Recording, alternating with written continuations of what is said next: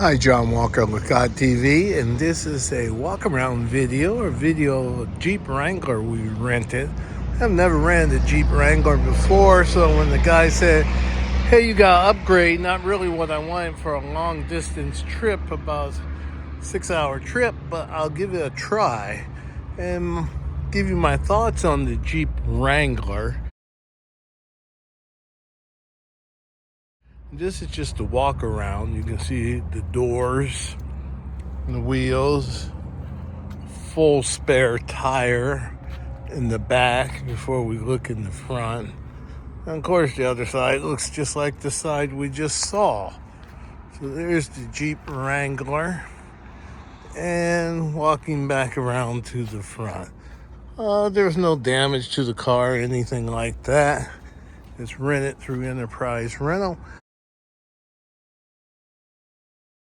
Only thing I would say, if you're going to look at buying a car, why not rent it first and then drive it? So this is the first view of the Jeep Wrangler.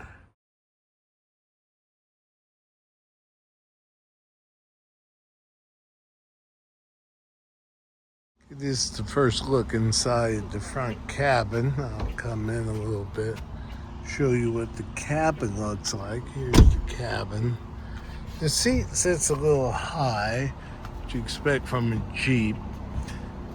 It's not uncomfortable, but it's not the most comfortable seat either. I think the seats in other SUVs are more comfortable than this seat.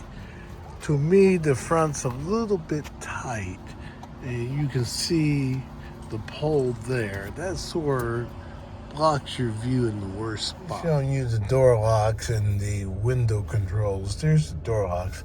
A little strange place. Now, what's really strange is the location of the window controls. Took a while to find it, and this being a rental, but the window controls are here. Now, who would think your window controls would be in the center here? This is where your window controls are.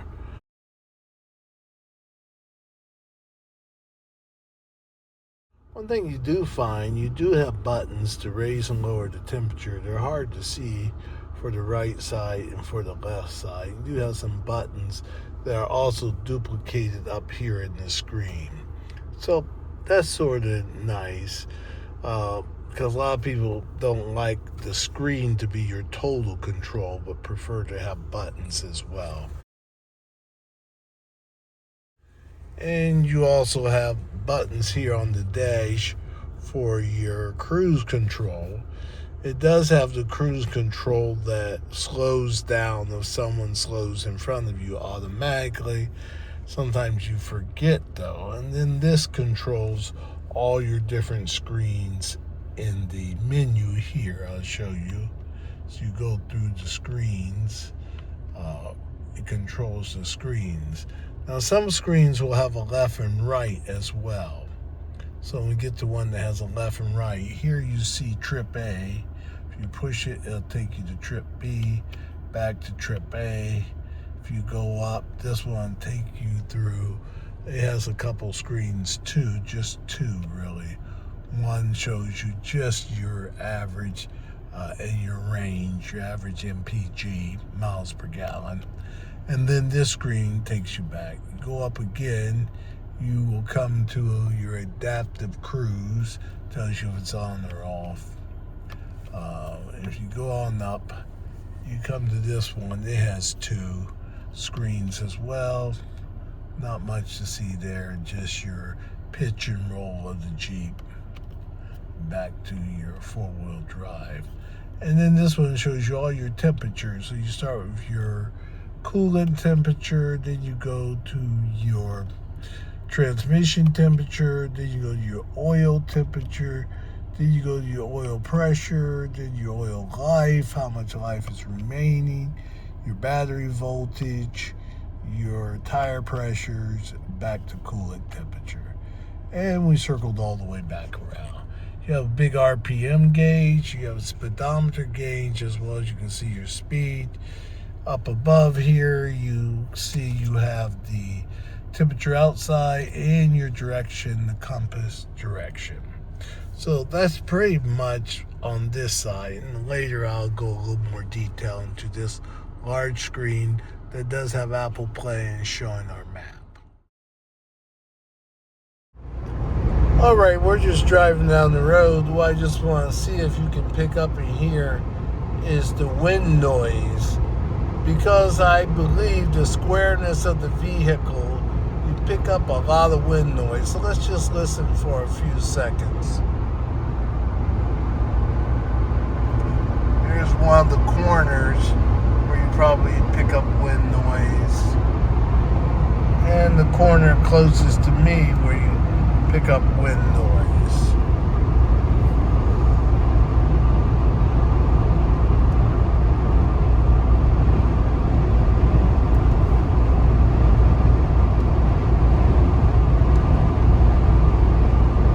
Okay, I had to see if the iPhone picked it up or does it filter out the wind noise. I'll let you know after I listen to the recording.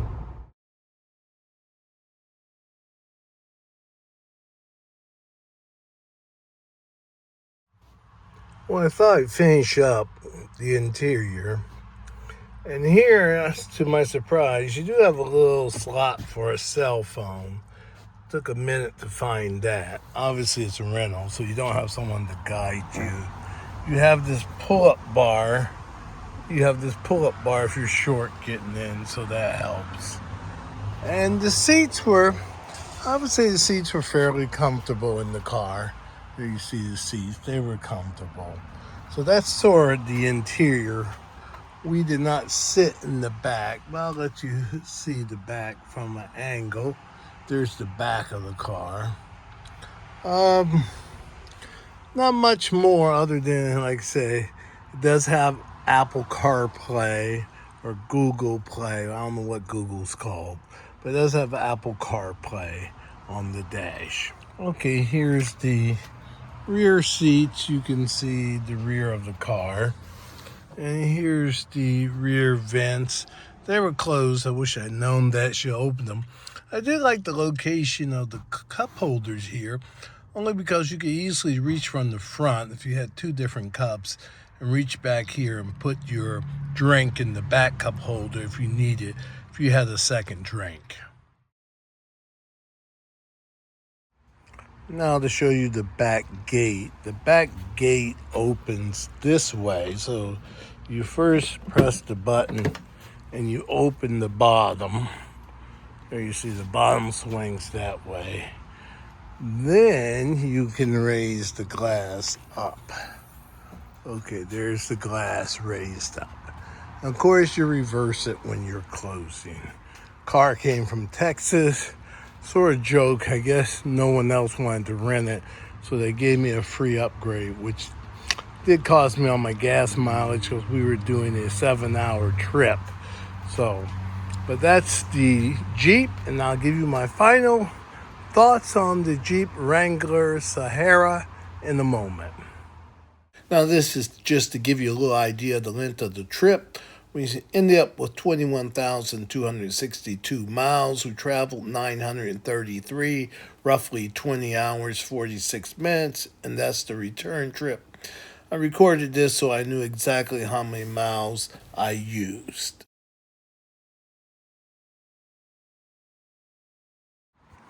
Okay, final thoughts on this Jeep Wrangler Sahara as I do the walk around to show that it was returned with no dents, no accidents, nothing like that. Just do a walk around video. I would not rent it again. I would not buy one. Not because I don't think it's a good vehicle. It's just not a good fit for us. The mileage is not that great, even for mostly highway. 26 miles. It's obviously not bought for mileage. It's obviously bought for the experience. But I would say I would be a no on this vehicle as a personal vehicle to own. So that's my final thoughts on the Jeep Wrangler Sahara. Everything functioned fine, no problems, nothing was broke. This has been John Walker from Lacat TV. And if you like this video, please give it a thumbs up and subscribe to the channel. And this has been a test of the 2025 Jeep Wrangler. I'm sure the 2026 is very similar. Now, if you'd like me to rent other cars and test, I'm going to set up a little way you can contribute to help with the rental of the car. I'd be happy to rent other cars, and if you have a particular one you want to test, and you can go back and look at my video of the Tesla I rented, the Tesla Model 3, and see my thoughts on the Tesla Model 3. Or if you'd like me just to test something else in general too, we also test cruises, hotel rooms, particularly here in Virginia Beach. We'll set that up for you so that you can contribute to the channel. Once again, I really want to thank you for watching. John Walker for LaCod TV. Please subscribe and keep watching.